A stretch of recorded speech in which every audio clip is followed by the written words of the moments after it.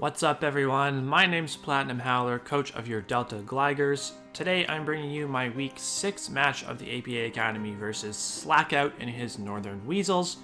You can see his team over on the right side of the screen.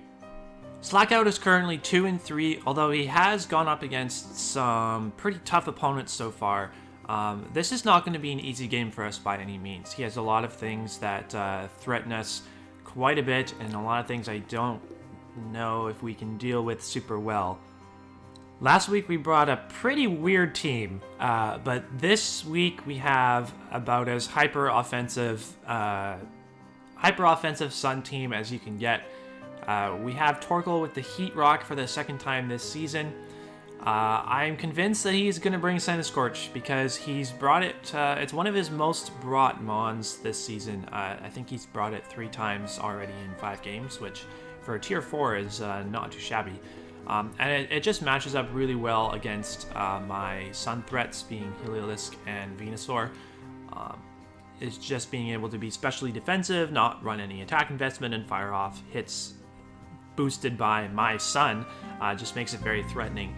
So Stone Edge, we have that here for the Scorch.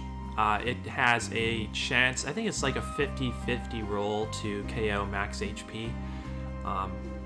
Provided that we hit, of course. Lava Plume, you know, just to try to burn things. Body Press, I feel like I have to have Body Press for Obstagoon, otherwise I might not have enough for it.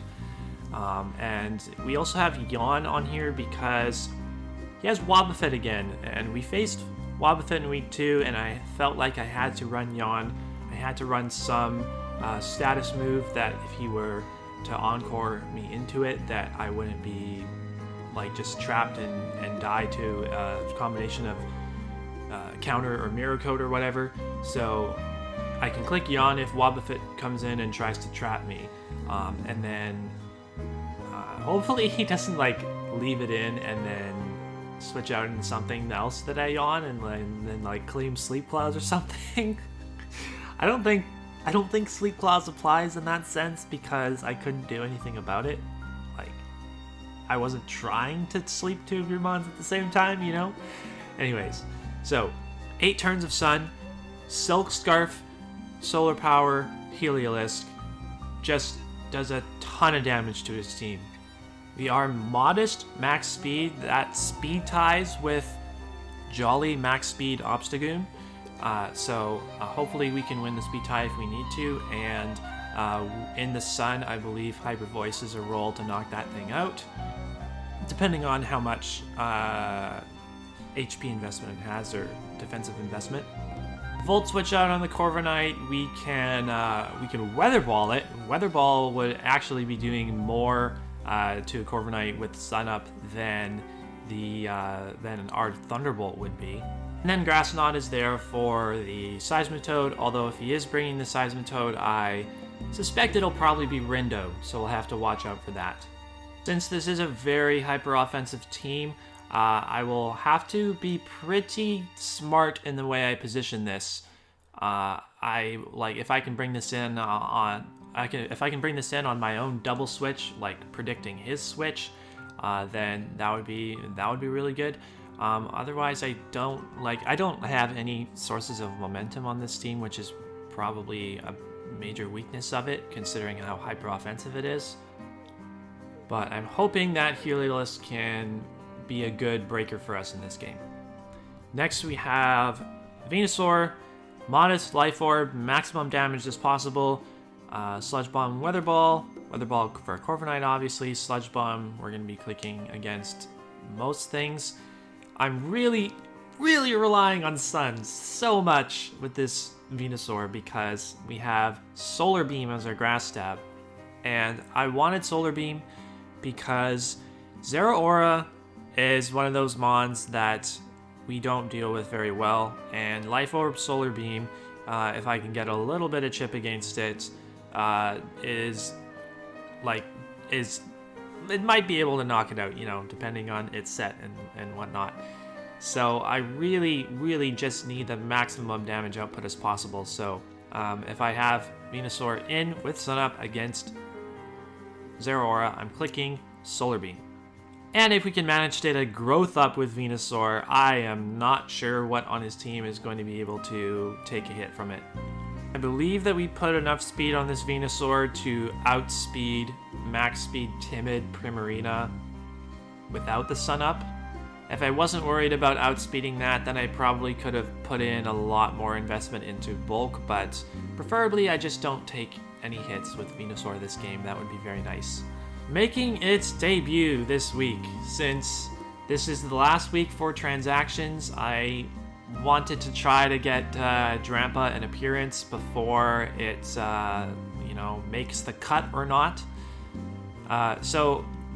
This is basically the reason why I drafted Drampa in the first place. Is there is a very difficult fire type on the opposing team that I have a hard time dealing with my Sun.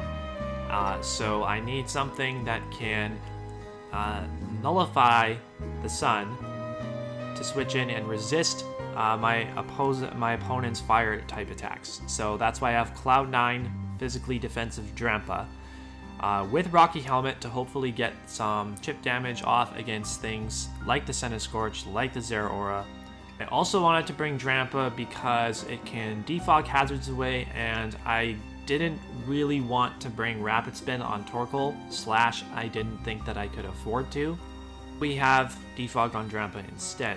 And Roost for recovery, of course. Dragon Tail to force things out, like if certain setup mons are getting a little scary, like a potential Coil Centiskorch, or Bulk Up Zeraora, or Bulk Up Corviknight, something like that. We can get rid of those. Then we have Light Screen. We can throw up a Light Screen if we expect Primarina to switch into the Drampa, and then its damage output will be significantly reduced.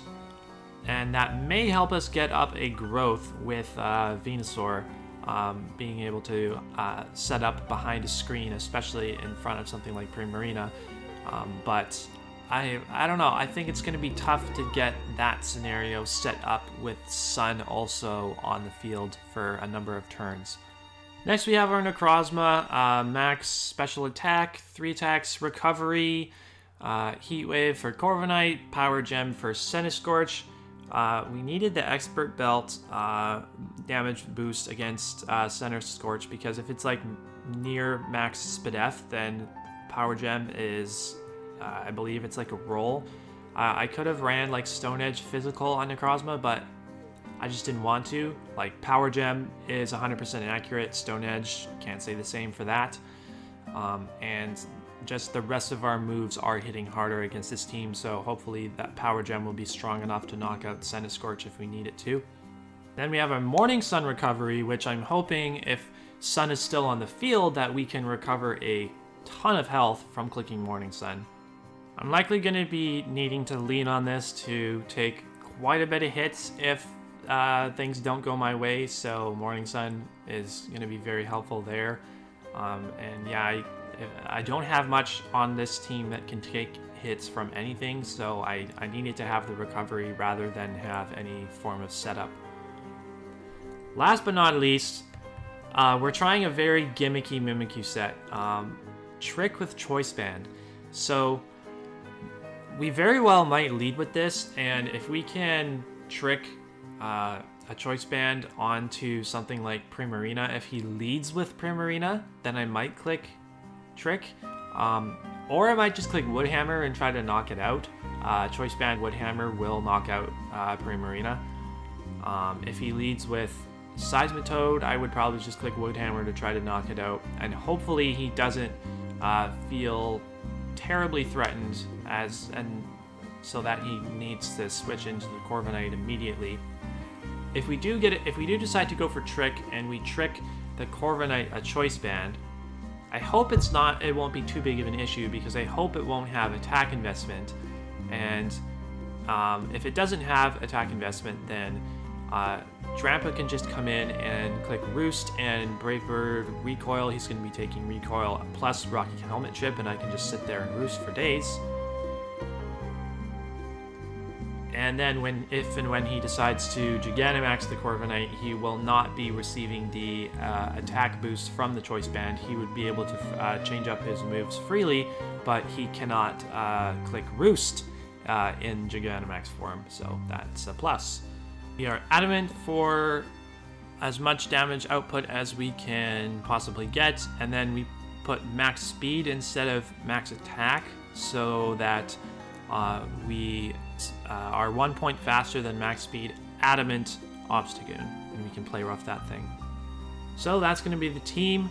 I'm really iffy on how this team is going to be able to perform this week. Hopefully we can get the momentum in the game early and just keep the pressure on him for the entirety of the game, and we won't be playing from behind, because if we do end up playing from behind in this game, I don't think that we'll be able to pull it back. So if you like this team builder, make sure you like it and comment down below. Subscribe to the channel for all of our Draft League content, and we'll see you tomorrow with the battle against SlackOut.